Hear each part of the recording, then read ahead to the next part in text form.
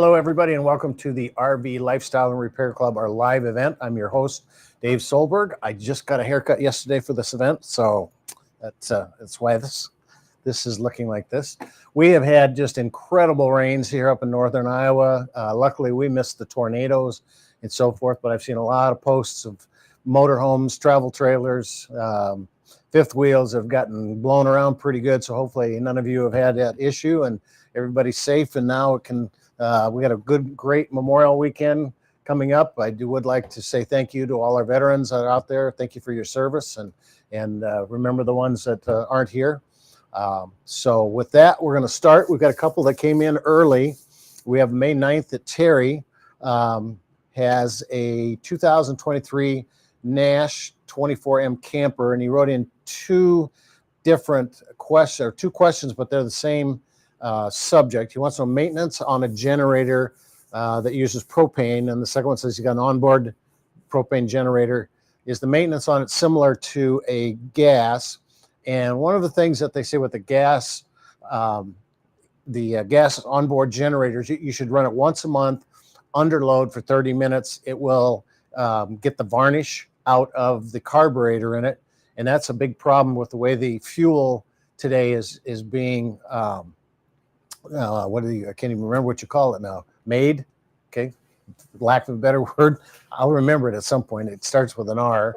But anyway, the propane generator isn't quite as affected by the varnish as much, but it is still recommended that once a month you need to change, or you need to run the generator under load. Doesn't have to be for 30 minutes, but just don't let it sit dormant for a long time, because there's a lot of seals and gaskets in there that can also get dry, and it's a good idea for both the propane and the diesel to do that with as well, and not so much the varnish. The other thing that I've heard, and I don't know if there's really a way to validate it or not, but there is an oil that's used in the propane, and there's some condensation that can get in, and I have found it sometimes where there's just enough oil in the supply lines going to appliances that it just kind of gums up some of the appliances. And so what some of the propane manufacturers or the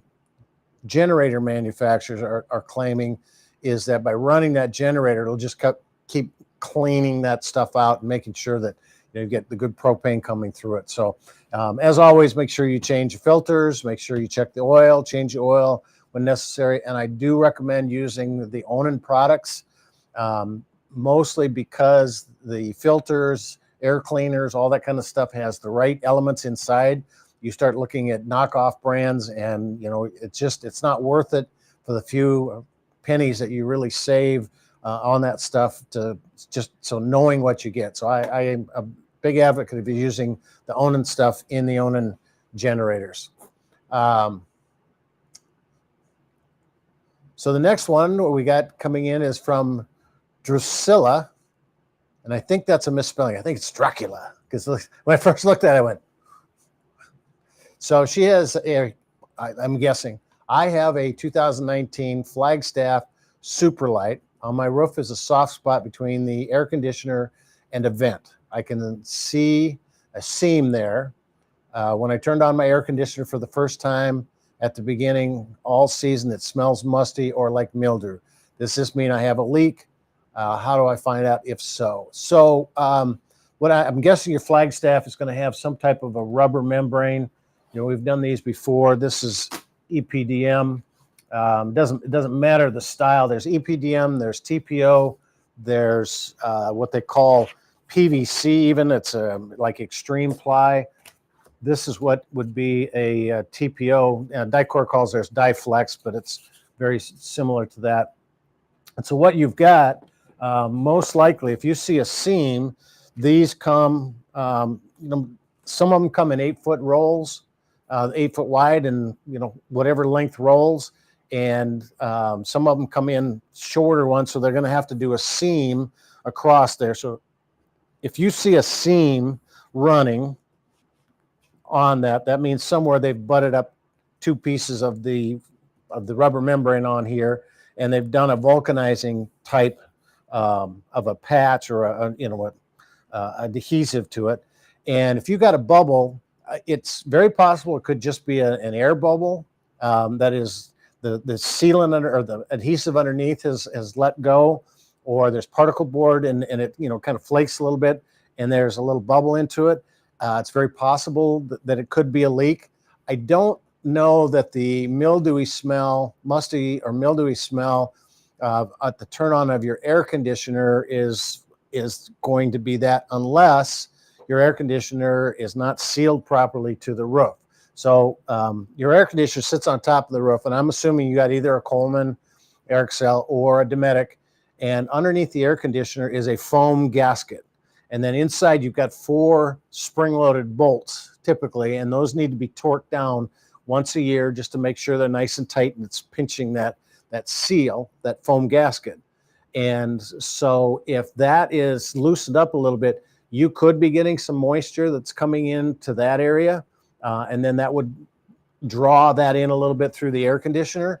More likely, I would say that the musty and mildewy smell is from some mold that has started to generate inside your air conditioning, either the cold air return or the cold output.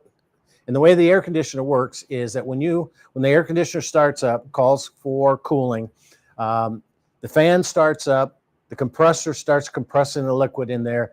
When the fan goes, it's going to pull inside air up through the return air. You'll have a grate on the ceiling. Now, I don't know if you have ducted roof air or not. You didn't mention that in here. Either way, it doesn't really matter.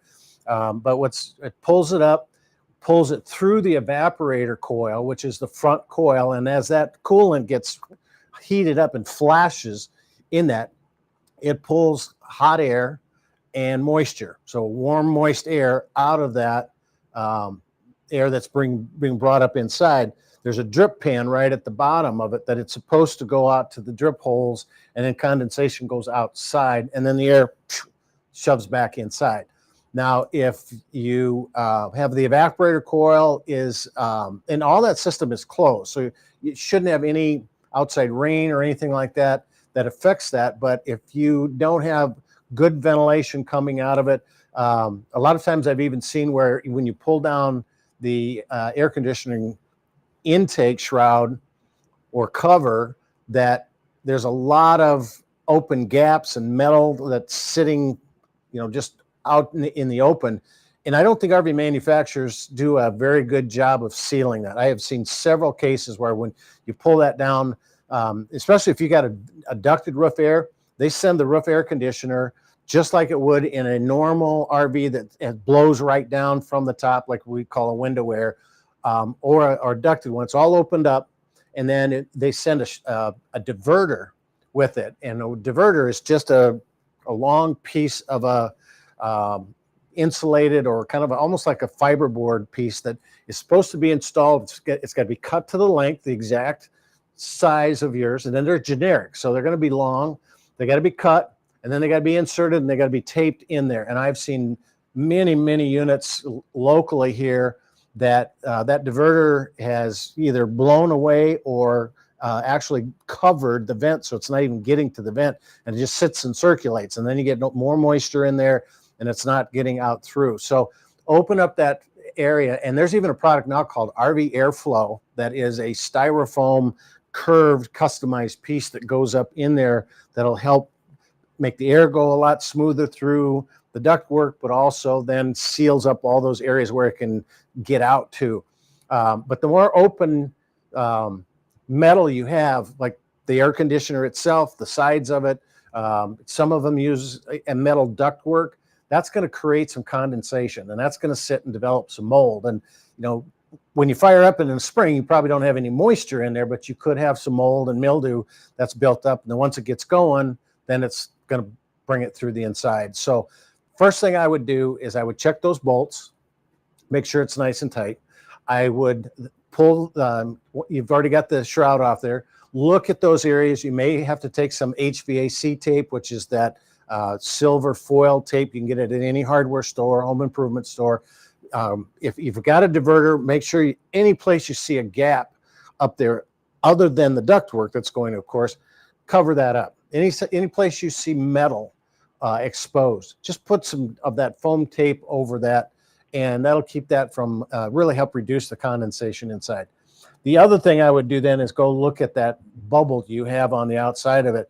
And about the only thing you can do is just take and slice a little cut right in the middle of that bubble, peel it back so you can see what's going on in there. If you see moisture in there, it's very possible you got some moisture. If it's close enough, it could even be going into the air conditioning ductwork. I doubt that, because most of that is sealed pretty good inside the roof.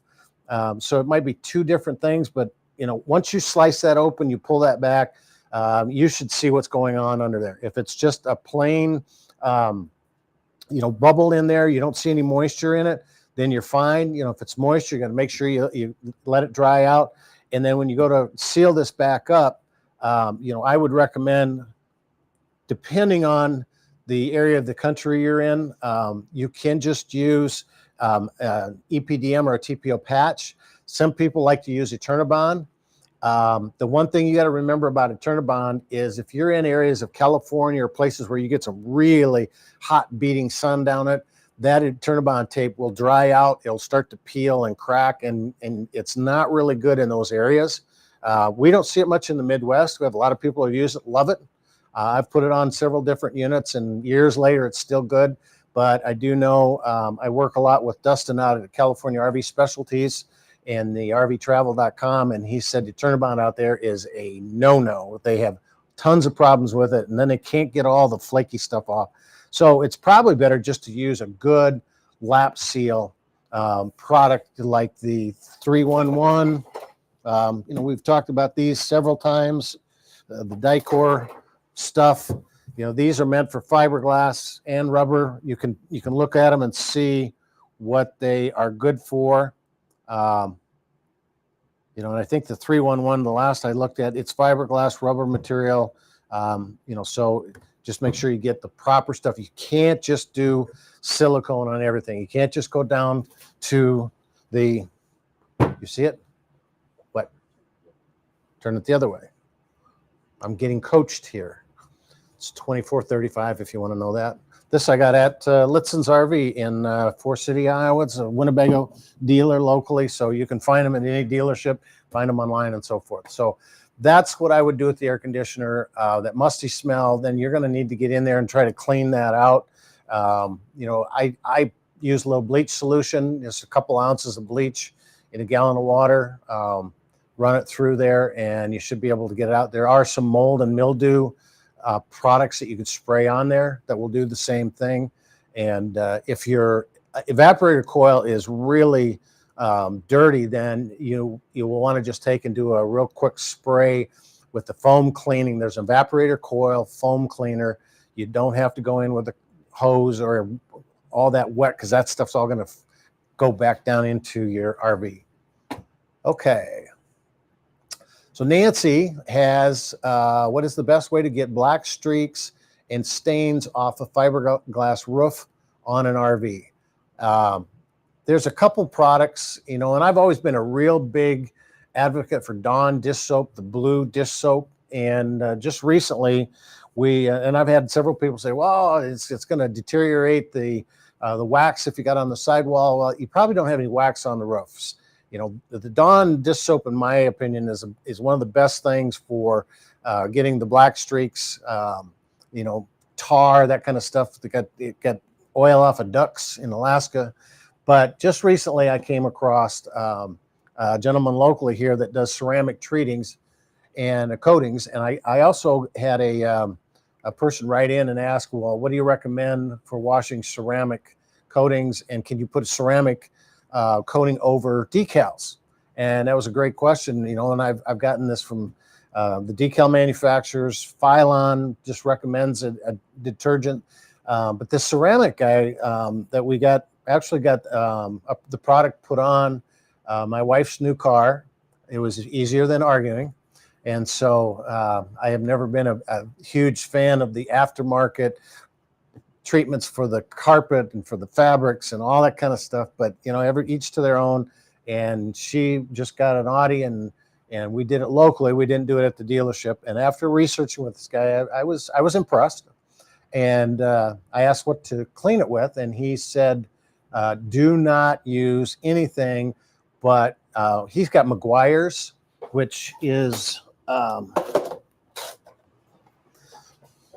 this happens to be their car. This is a wax product, but if you'll see right here, that is their they call it hybrid cleaner.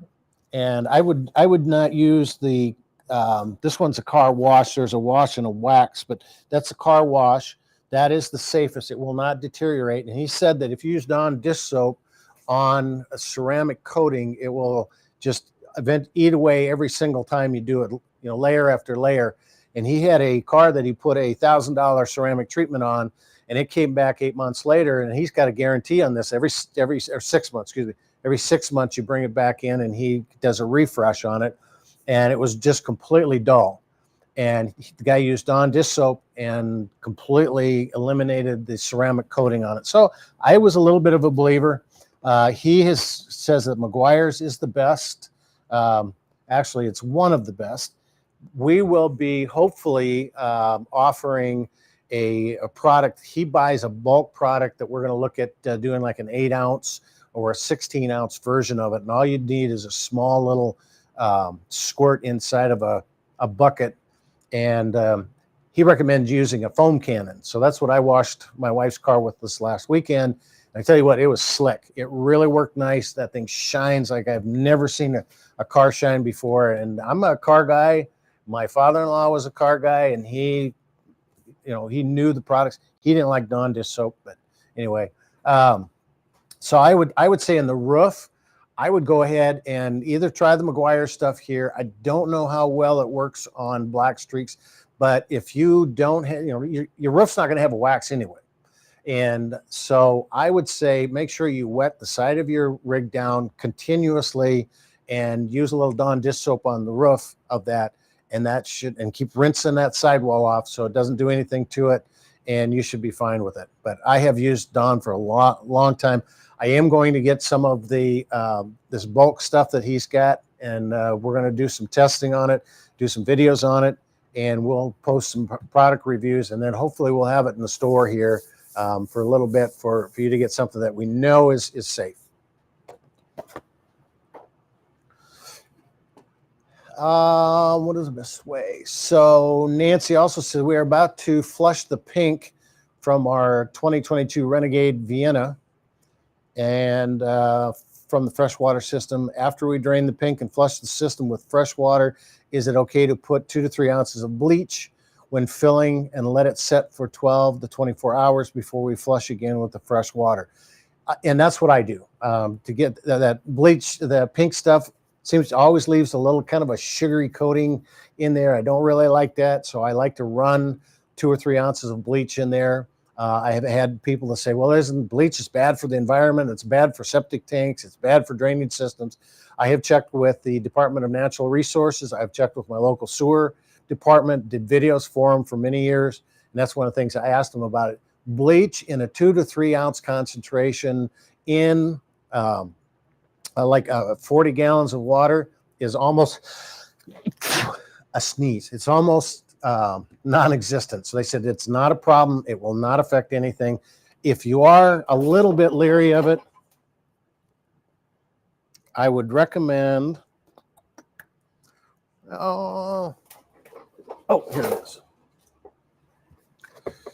Looking at a freshwater sanitizer. And this you can get from Norcol or Thetford. And I believe, yes, here it is. It's a 2-part. So cleaning and sanitizing, just read the directions. I think it will do, it's got size for how much you need per ounce. 1 ounce of concentrated detergent to the freshwater tank for every 4 gallons. So you've got a 100-gallon tank, you're going to need probably this full thing, maybe just a little more in there. And then I would say run it through a little bit and then let it set So you should be fine with bleach, or you can get this. There's no smell, taste, or anything to that. Bleach, you also can get a non-scented or or more of a fresh scent than regular, that bleach Clorox smell as well. Clifford says, we have two 170-watt solar panels on the roof of our RV. It is stored under cover and plugged in when not in use. Should the solar panel, control panel, be turned off while sitting under cover? And I guess, that's a good question. I don't think it does any harm, because it's not getting any rays in there. It's not working at all. I don't know, and I'll do a little bit of research. I don't know if that control panel, so what you've got is a solar panel similar to this one here, except it's permanently mounted. It's got a controller built into it. I don't know if that controller will draw battery power, and but it's plugged in. So that controller will recognize that the batteries are conditioned, because your converter is going to run at 13.2 all the time while it's plugged in. So the solar panels are really going to just do nothing. I would say, in my opinion, it'd probably be a good idea just to turn off that solar panel, just to make sure it's not drawing any battery power or doing anything. But great question, Clifford. I'll do a little bit more research and see if Zamp or GoPower, the two that we've used exclusively, what their recommendations are. Alan from Canada just purchased a used 2007 Dutchman Grand Junction fifth wheel. It has a rubber roof that has a large amount of black and gray specks. Roof appears to be one-piece rubber. All seams seem good. No evidence of any moisture. Should we try and remove the spots? Any recommended products? We know we need to inspect all sealant areas, but should we treat the overall roof? And I think you should treat it. 2007, you probably have EPDM or TPO roof material on that. Those are recommended at least once a year to clean and to treat them. There's a treatment. What I would recommend is RV Roof Magic. They've got a cleaner that's a fungicide. So your black streaks are probably mold or mildew, some kind of fungus that has etched into that material. And I would start with the cleaner and do that first, and then take a look at the treatment that's available from Dicor and others out there. We did have the RV Roof Magic, and I'm hoping we're not going to shoot until scheduling is a little iffy this summer, but we're going to put some of this RV Roof Magic, the treatment, and it's not, I don't want to say it's a treatment, it's an actual reconditioning. So it will literally recoat this whole entire RV. And I had a sample pack sent out to a friend of mine, Sherry Sicard, who writes for RV Travel, and she did her own travel trailer that was a 26-foot unit, and man, it came out beautiful, absolutely beautiful. And I've seen many like it. I'm a big fan of it. It's called RV Roof Magic, and I would highly recommend taking a look at that product. At least start with the cleaner in that, but your rubber membrane needed to be conditioned once a year at least, depending on how much exposure, and most of them don't get that. So it might be a good idea to recondition the roof of that. Ken Fitzsimmons says, where do I find Brake Master cylinder? It's 6. Okay, I'm not really sure. So if you're looking for a motorized chassis component, anytime you ask a question on an RV, you really need to make the model, the year, because there are so many variables out there. And if you're looking for a brake cylinder, again, I'm not sure what that. So if you can provide a little more information on it, some of those older units are hard to find. Chevrolet P30 chassis was a very popular one. There's a lot of units out there like that still that are on the road. There's a lot of parts that are still available. I would recommend getting in touch with a dealer that carries the product that you have, and they don't have parts for the chassis, but most of those guys have developed a network with a chassis dealership, an automotive dealership that'll work on that chassis. So, there's Freightliner, there's Chevrolet, there's Ford, there's Workhorse, there's Dodge, if you want to go way back. There's Oshkosh, there's John Deere. So there's a lot of them out there.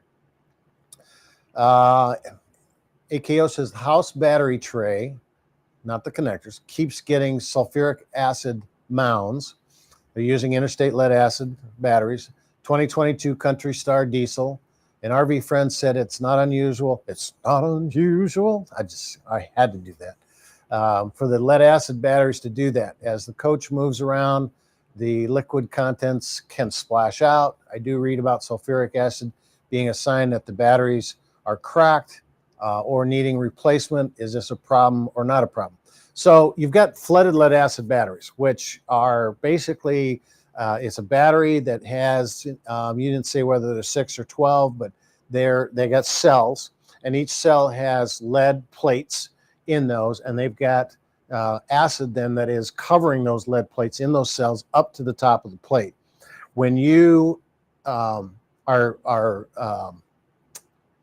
draining the battery, sulfuric acid collects on the plates of those. When you recharge the battery, it's going to boil that battery. And, you know, there's different levels. If you've got a 2022 Country Star diesel, my guess is that you have a multi-stage charger in that. So it's going to do like 16 volts to start with. And so that is going to boil that battery. And I don't think the battery acid literally splashes out when you go down the road. Those cells are vented. And we've got a sample of, with the 2022 Dutch Star, you probably have, if you want to just pan down here, we'll see these are 6-volt batteries. Now you say you're using interstate, but if you can see let's move these around a little bit. You can see moisture in there, that level on the top. Now these are pretty much dead batteries, but what happens is when you charge that up, or even when you're driving down the road, you're getting a charge from your engine alternator back there. It's going to boil those batteries, and they're going to gas, and they're going to create sulfuric acid. They're going to create those deposits, those mounds. So the very first thing you need to do is you need to make sure that you are checking your fluid levels all the time. That's not too high, because if it just needs to be barely above the plates, right below the vent cell. And if it's too high, then they're really going to gas, and they're going to escape out these vented holes that we have in the roof of this thing. So that's the first thing I'd look at. The other thing I would make sure is just to check to see what kind of voltage you have. Now, if you do have the inverter that's giving the charge, then you're getting probably about 16 to start with. When the batteries get to 12.6, it should drop down to 13.2. It'll actually do a little bit of a float and an equalizing. But what I would do is take a multimeter, check the battery to make sure that if they're at 12.6 and you plug that thing in and it shoots up to 16, your inverter or your converter, whatever's charging that battery, is putting out too much if it's doing a constant 16 volts. You don't want that. So you will get some of that sulfation, that's sulfuric acid, but you need to just clean it a little more. I doubt it's a crack in there, because you would see if it was cracked, you would have no fluid in that area that it was cracked. So Bob Gray says, how long do the soft start units last for the $30 price? I had bought 2 and one stopped working last year. Now the other one stopped a couple of months ago. Do I have to buy another one? So what I would do, Bob, is I would get in touch with our store and send an email into them. I will check also with Soft Start RV, because it's just an affiliate program. I know that they have a technician that can figure out what is causing that. I have not heard of any of these going bad, and we have put them on several of our units that we've had here for RV Repair Club. I also write an article for RVTravel.com, and I know they've sold hundreds of those, and we have 2 through our store, and I've never heard of them going bad. So I would like to figure out what is happening, and I'd like to get their technician involved. He will walk you through it. I'm not sure who installed them for you, but I don't think you have to buy a new one. but let's figure out what's happening with them, because those are really phenomenal units. I've had the first one we put on 3 years ago, I believe it was. Still working perfect, and guy uses it a lot in the summertime. He does a lot of tailgating at football games in the fall, but he almost every weekend uses it at the campground. So let's see what's going on with that. Richard, and I think, let me go up here. Don't forget to grab our pre-trip checklist download, and that's right up at the top. You can click on that above the questions that we've got. And let's go back here. It says, my awning is not going out and won't go back in. Okay, if it's not going out, it's probably already in. I'm sorry. I replaced the motor last year, switch issue. It worked after I replaced the motor. So again, without knowing the make, the model, the year, evidently it's an electric motor. So since you're electric awning, since you replaced the motor, it could be a switch. We've run into a few of these that have a rain sensor, and if the rain sensor batteries go bad in it, some of them are battery operated, some of them have power to them. But if the batteries go dead in those, then it senses that then it will not work. But something like this, what you need to do is just go through and use a multimeter on a 12-volt setting and find out, do I have power to the motor? Evidently not if you replace the motor but if it is dead, it's got power to the motor, it's dead again, and you've replaced the motor and it worked. But you see now it's not going out and won't go back in. So again, you're going to multimeter going through there. There's no magic pill on this one that you can do without having to go through the steps and check with the multimeter. But do check and see if it's got a rain sensor that might be a part of the problem. Rain and wind sensor. The Boondocking Dawsons ask, my new Fogatti water heater loses power, goes to 2 volts. What's wrong? I replaced the motherboard and the same problem.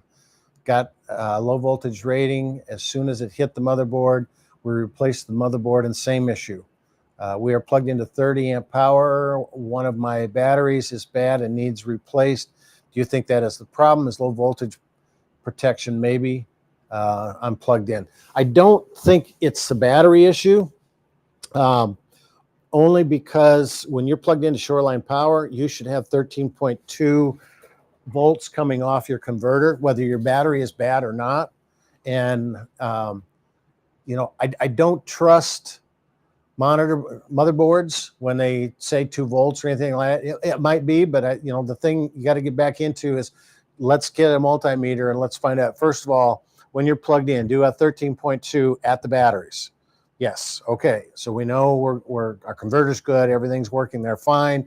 Then you should be able to go to that Fogatti and actually put a multimeter on it and find out what is causing the problem in there. And I don't just swap out motherboards in there. I did a little bit of research on the Fogatti and a couple other ones. I'm not that familiar with it because it's a fairly new product. And, one of the things that I have to do a lot of research on products. I don't have a full-time service center that I get continual units in to work on every single day with a herd of technicians. Is that what they are? Is it a herd or a gaggle? I think so. I've seen gaggles of them. So, but let's do some research on that. Let's find a little bit. Let's get a multimeter in there and get some actual data on what are we getting for those, and then we can dig into it a little further. But Fogatti's got a really good technical service department. I have worked with them when I had a question earlier on something similar to this, but it wasn't exactly. And then somebody wanted to know about winterizing. So anyway, we'll dig it a little deeper. Joe asks, currently our AC is not keeping up in our bedroom. We have 3 units in a 43-foot Dutch Star. I can set the AC to 72. It will never get to 72. The 2 front units don't have the issue. So a 43-foot Dutch Star, I'm assuming, and set it to AC to 72. We'll never get there. So again, you have to get to the basics.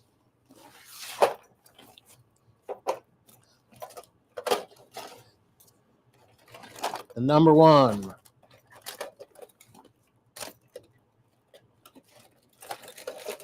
is I like to use, this is called an anemometer,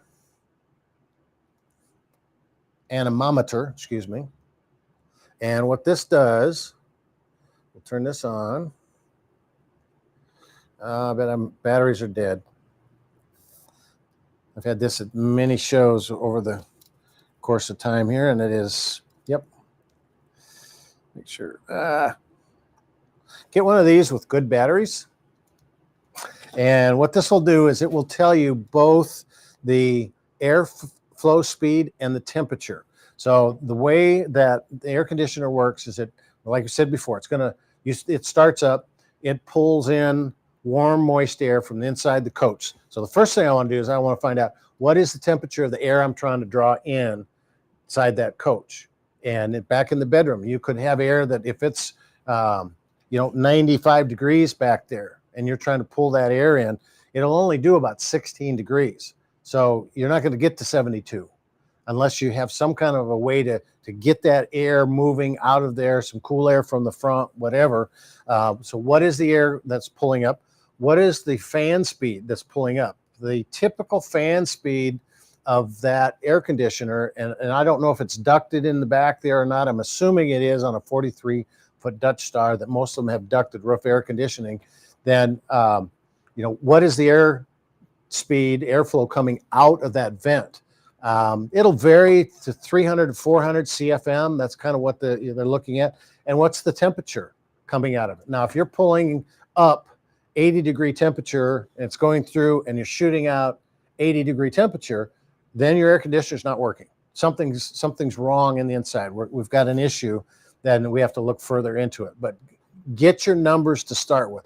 Now, if you have low fan speed, then what's happening is that probably the motor is getting weak, or I'm assuming you're plugged in. But now, if you're trying to use 3 air conditioners, and you don't tell me if you're on 30 or 50 amp service, I'm assuming you're on 50 amp service.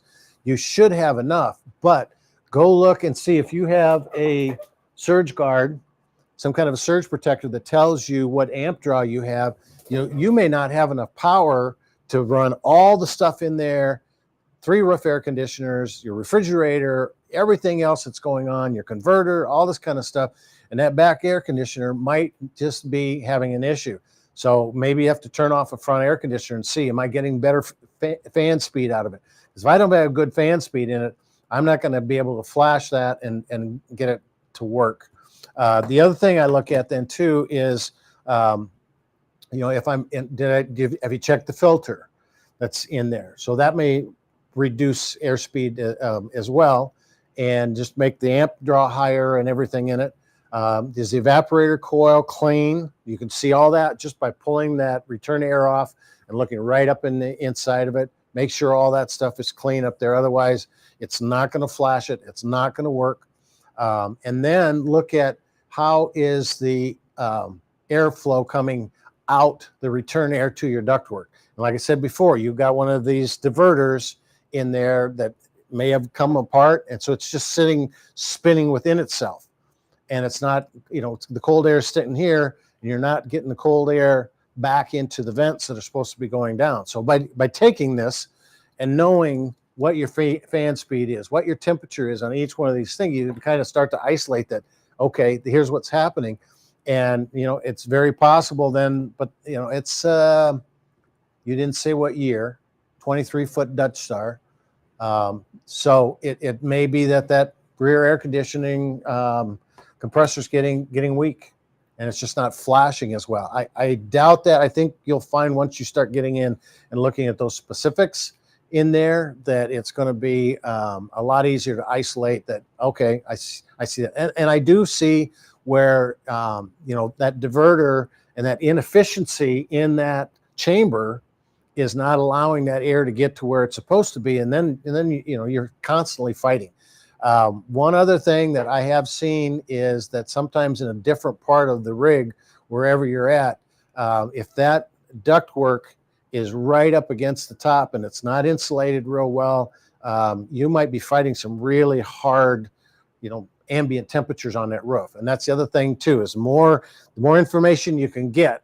Outside temperature is this. It's right on the back wall. You said it's in the bedroom. So, I'm assuming on a 43-foot Dutch Star, that is a motorhome, I'm pretty sure. I've learned never to say always or never to say never. But, it may be that, just the construction of that.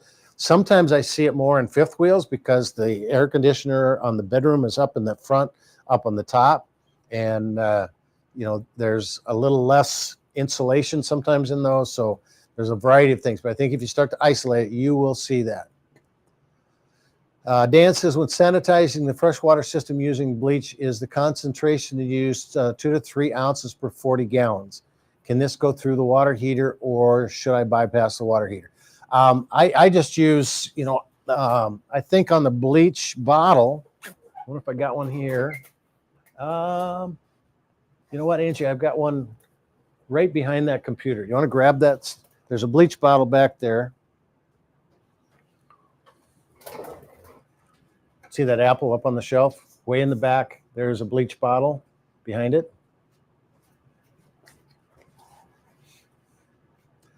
Pay no attention to that man behind the camera. All right, thank you. So, this is the lemony, but it says here to pre-wash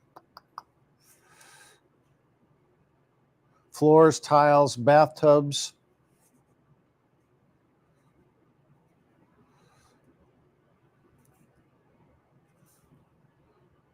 It's saying half a cup to a gallon of water.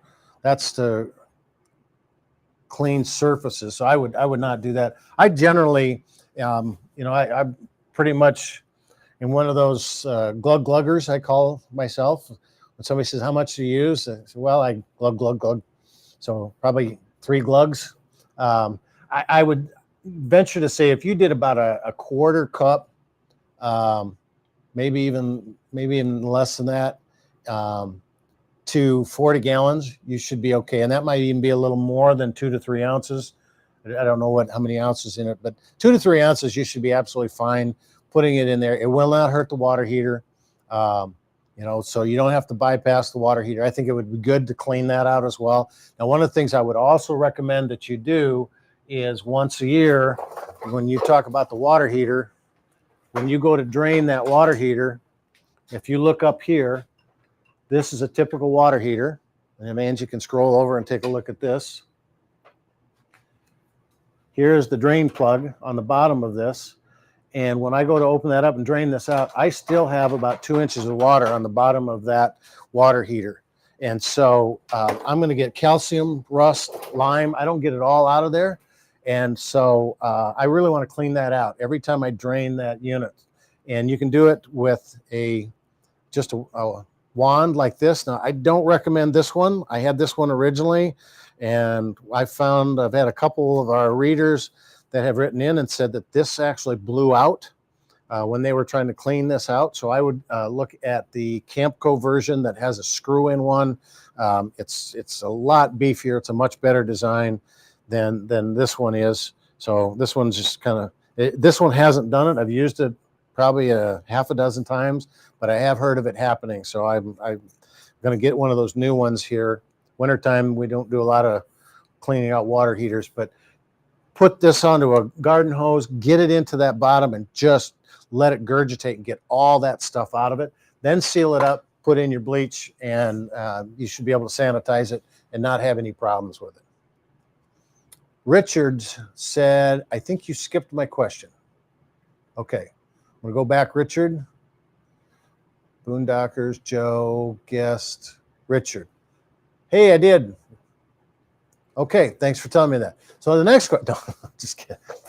Our 2019 Winnebago Outlook Class C has an unusual water leak. I have checked and rechecked all the plumbing and drain connections, and there's no sign of any leaks. But every morning during our last trip, we have found a puddle of water on the floor near the bathroom door. It only appears overnight. Any ideas what would cause this? So the outlook is a Class C. You've got a puddle on the floor near the bathroom door. So the first thing I would do is I would put a little bit of a color into your freshwater system, and you don't say if you are plumbing and drain connections, no signs of any leaks. So you want to find out if the puddle is coming actually from your water system, or maybe a leak in the roof or the skylight. Something would be close to that area, because if it appears on the floor near the bathroom door, there's no real plumbing in that area that I can think of that would be on your Class C. And I know one of the things that we've done over time, there is a little dye you can put into your freshwater tank, and it turns a pink or a blue or whatever. You know, and you don't do 40 or 100 gallons of it, but just enough to give it a little color. And then when you see a drip, if it's not pink or blue like the color of your system in there, and you run everything until you get it on all your faucets, then you know it's coming from a roof that is, you know, rain or condensation or something else, which in your case, you've got a air conditioning ductwork that runs probably close to that area there. So maybe you're getting some condensation in that air conditioning duct that's building up. You know, it's hard to tell for sure, but you know, probably the only thing you can really do is, you know, the best way to check for leaks is to just get an air compressor, put it into the city water fill area, shut all the things down, dial your pressure down to about 40 PSI, and then pressurize that system and with a dial on it, and you will be able to tell that is there a leak somewhere in the inside, because it will just start to leak out and move that system. Don't go any more than 40. You know, one of the things that's been really difficult sometimes to check is if it temperature-wise too. If it does it every single morning, then, you know, document the temperature. You know, I have seen times where the water heater heats up, and just that heat will make the connections expand enough, and there's just a hairline crack in those that opens up, lets a little water go out, closes back up when the cold, you know, it turns back down to cold, and those are gremlins, we call them. So it's really challenging. You know, the other thing you might be able to do is if you take a little of colored construction paper and just lay it down in areas. What construction paper will do is it'll darken wherever there is moisture coming. So it might give you a trail that is it leaking out of the shower, and then maybe running down the wall and off to the side and over by your door. Or, you know, I've seen where the faucet on the shower, the little washers inside don't shut completely. So it just gives a little bit of a drip, and you don't see it because it goes down the drain. But if it's small enough, it could be tracing its way down the sidewall. So I guess I would, you know, it's hard to, again, have the magic bullet that says, yes, this will make it work, and this is where it's leaking, without really getting in and tracing it down.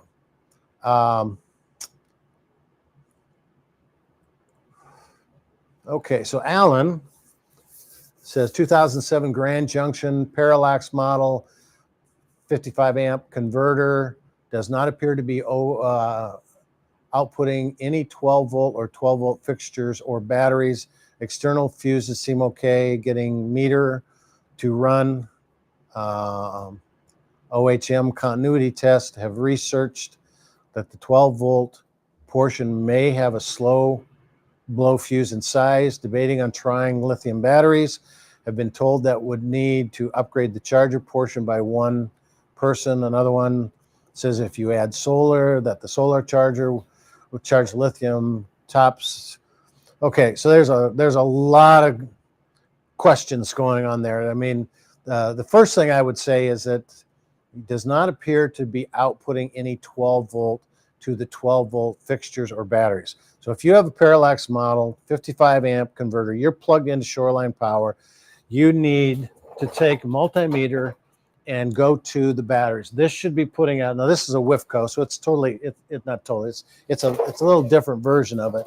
But first thing I would do is disconnect everything.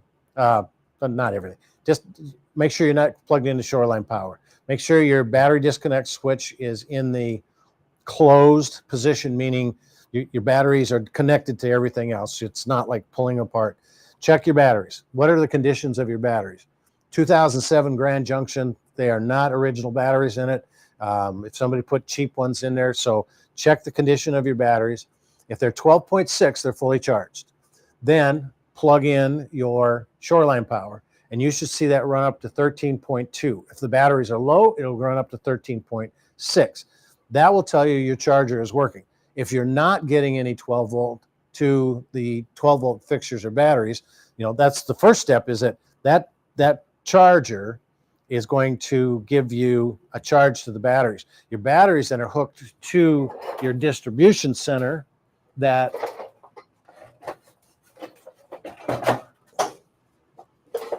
looks like this, and that is going to go to your interior fixtures. So, you know, if your converter is not putting out a charge to your batteries, and then your batteries are going to be pretty much dead, I would imagine, then none of your interior lights or fixtures are going to work. So the first step is, do I have my converter switch on? This is the converter on this unit. It's all in one. Yours is probably a standalone like that WIFCO back there. So do I have my converter switch on? Then I'm going to check, do I have 12 volt power going to the batteries? 13.2 to be specific. If I don't, my converter's bad. Now it could be that your converter has a little, you see this one here. Now I just hooked the jumpers up to this, but I would normally have a positive and negative lead coming off this going to the battery bank. And then it's got two fuses here. So if those fuses are blown, then it's very possible, or then it will not get power to that distribution center. So that's the first thing I would check. You don't just go throwing lithium batteries in, because you know, you won't get anything to the lithiums if you're not getting them to flooded lead acid right now. Then the next step that you said about the lithium, you can't just swap lithium batteries for flooded lead acid without doing some research. I would highly recommend going in and looking at the videos we have online. If you have a multi-stage charger, it does 60 or 16 volts like we talked about beforehand. You do not want that on a lithium battery. You know, what happens with the lithium is it wants 14.6. So if I plug those in with a regular Parallax like you've got here, or this one here, it's only going to do 13.6 until the battery gets to 12.6, and then it's going to shut up. You are going to pay a lot of money for a lithium battery that you're only going to charge about 60%. I mean, that's not bad, because you can use 100% of lithium amp hours in it, but you know, you're wasting a lot of money for what you're getting. I would recommend calling Parallax and asking their tech department about that model. I'm not familiar with that. I do a lot of progressive dynamic stuff. And what does happen sometimes, though, is that you only get 13.6 out of this. But if you have a solar panel, the solar panel will top that off. And if it's got a charge controller, that's a good thing. You know, if the charge, so that's what you said at the bottom. But so I would check with Parallax first of all, but do the steps with your multi-stage or your multimeter to find out, is that working, and what is it putting out, and where you're at with it. So one more thing, is there anything to put on a motorhome roof to block sun while camping, reduce the heat inside the rig? And you know, I've seen a lot of different covers and things out there. I think probably the best thing that I have seen is some of the roof conditioning or treatment programs. Now, I have not had a chance to go through RV Roof Magic yet, but I have seen a lot of testing and a lot of demonstration that says it reduces the heat inside that RV by sometimes up to 10%, which can be 10 degrees. You know, that's pretty good. Take a look at some of those products out there, because I do think a good roof reconditioning will help reduce the heat inside that rig. It just makes a little thicker coating on top of the rubber membrane. The one thing about fiberglass, I've noticed that seems to get a little hotter than the rubber material. So with that, I don't see that we have any more questions. Hopefully I didn't skip anybody else. Don't forget about the pre-trip checklist. We will do some research on the Fugatti and some of these other ones here that we weren't able to fix right away. But if you do some of those steps, and maybe we can see you back next month and see what you found, and if I can do some research on it as well. So with that, no more questions. So everybody have a great Memorial weekend. Stay safe out there. Hopefully you get a chance to go out and do some camping, some RVing, and appreciate your coming out tonight. Have a great weekend. Thank you.